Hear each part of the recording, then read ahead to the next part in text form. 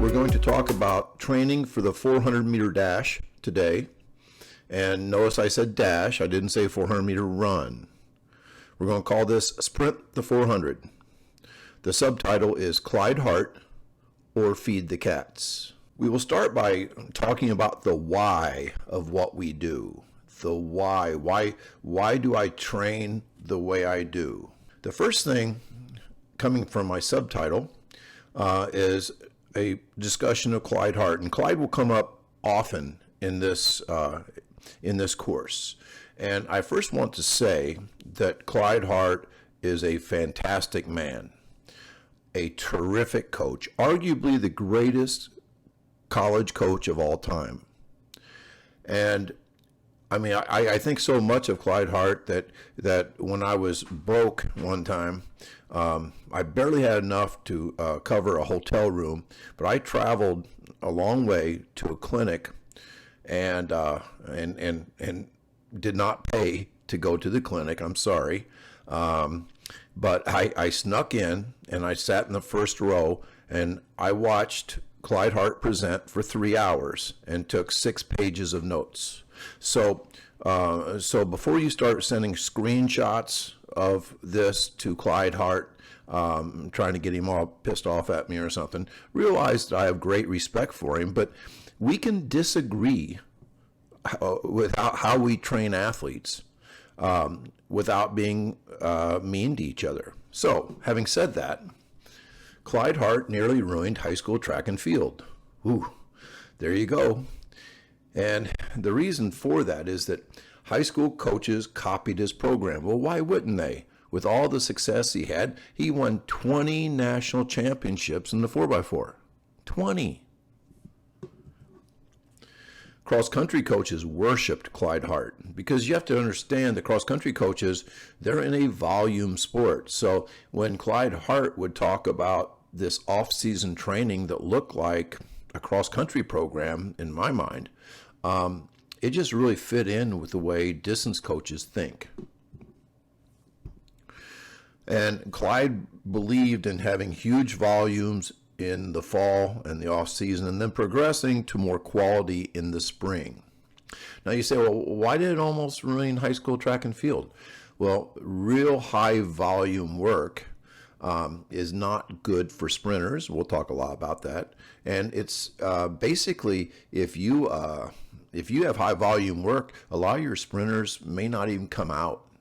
And in my opinion, what worked at Baylor for 19-year-olds that ran 46-second 400s in high school does not work well for 15-year-olds in the high school setting that maybe has never run the 400 before. And of course, we have this Protestant work ethic in America where we've been told since birth that the way to get ahead is to outwork the competition. All this stuff made Clyde Hart who he was and made him just probably the most copied coach in the history of track and field. This is actually a slide from a Clyde Hart. Sometimes I say Charlie, I'm sorry, but Charlie Francis, Clyde Hart kind of run together. So if you hear me say Charlie, I mean Clyde. So I got this from a Clyde Hart, an actual slide from a presentation he does. He says, slowing down and running faster. And this blows my mind because this is totally against everything I believe. Allows runners to do more running, which will develop more endurance. I guess that's true. That's true. It just doesn't have anything to do with the 400. Allows a runner to take less rest between runs, which in turn helps develop more endurance. I guess it's true, but this is a slide from a 400-meter presentation. Protects the runner from injury?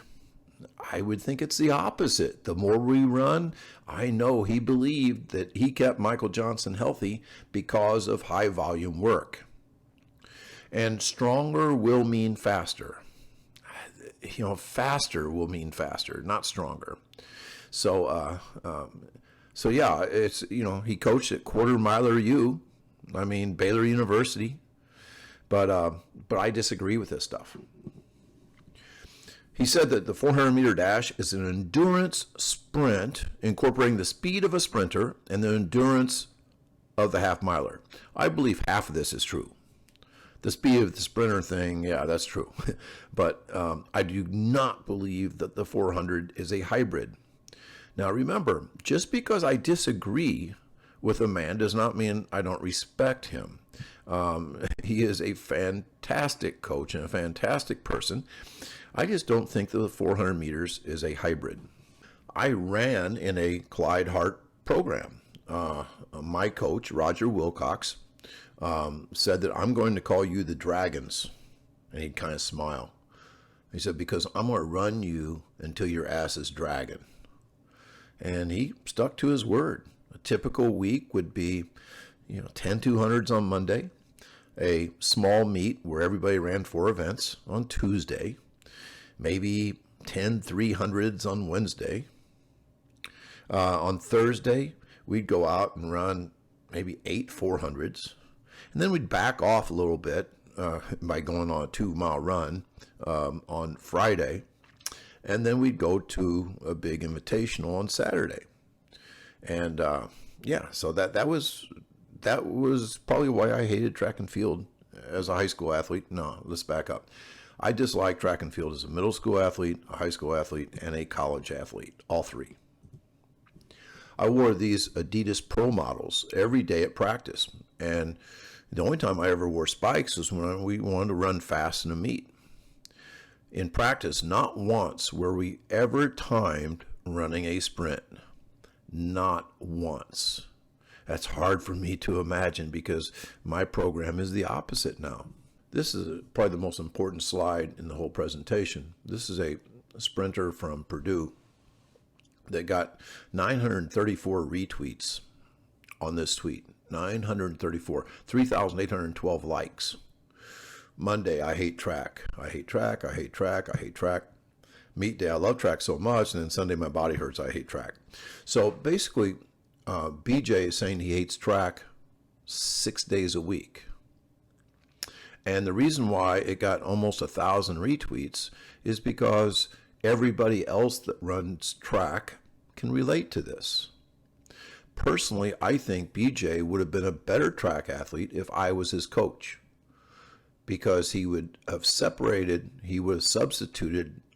love for hate. And I believe that people are really good at what they love to do. I'm sure he was in a typical college program that worshiped volume and toughness and outworking competition and basically the ideals of Clyde Hart. Buckminster Fuller said that you never change things by fighting the existing reality. To change something, build a new model that makes the existing model obsolete. Well, even though I hated track as a middle school athlete, a high school athlete, and a college athlete, I coached track from the age of 22 until the age of 40 the same way I was coached. We do so many things like that. We parent the way we were parented. We teach the way we were taught, all those things. So at the age of 40, 21 years ago, I built a new model. The new model was called Feed the Cats, and it was my idea in 1999. Now, it took several years of evolution to come to where it is now, but that was the first year that I said, we are going to be a sprint-based program. And one of the things I had to do is I had to admit that track sucks, that the way I ran it as an athlete, the way I coached it as a coach, and by the way, I'd won a state championship coaching the old school way, so everything I was doing must have been right. No, because the kids didn't love it. The idea is that we want to attract cats to track and field. Now, what's a cat? A cat's a fast twitch athlete. That's like a wide receiver in football. That's like a guy that can dunk in basketball. We want great athletes, and I was willing to build this model just to get kids to come out for my track team, because I looked around and I saw that teams with the best athletes were the best teams. So why not attract the best kids to your program? I realized that those cats love to compete, and so we started competing in practice.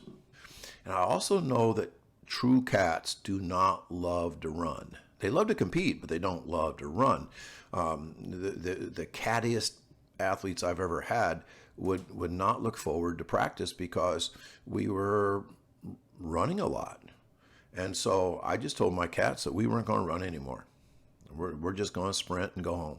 So, what does it look like? We sprint, we jump, and we recover a lot, and we don't practice too long. We try to keep it fun.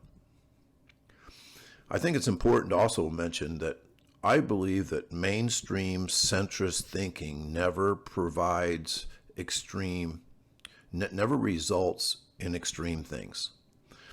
That if you're a moderate, a centrist, a mainstreamer, if you're a copycat, somebody that wants to be a little bit like everybody you know, and I think you want the comfort of never being criticized for the way you coach, then you stay between those lines inside that box.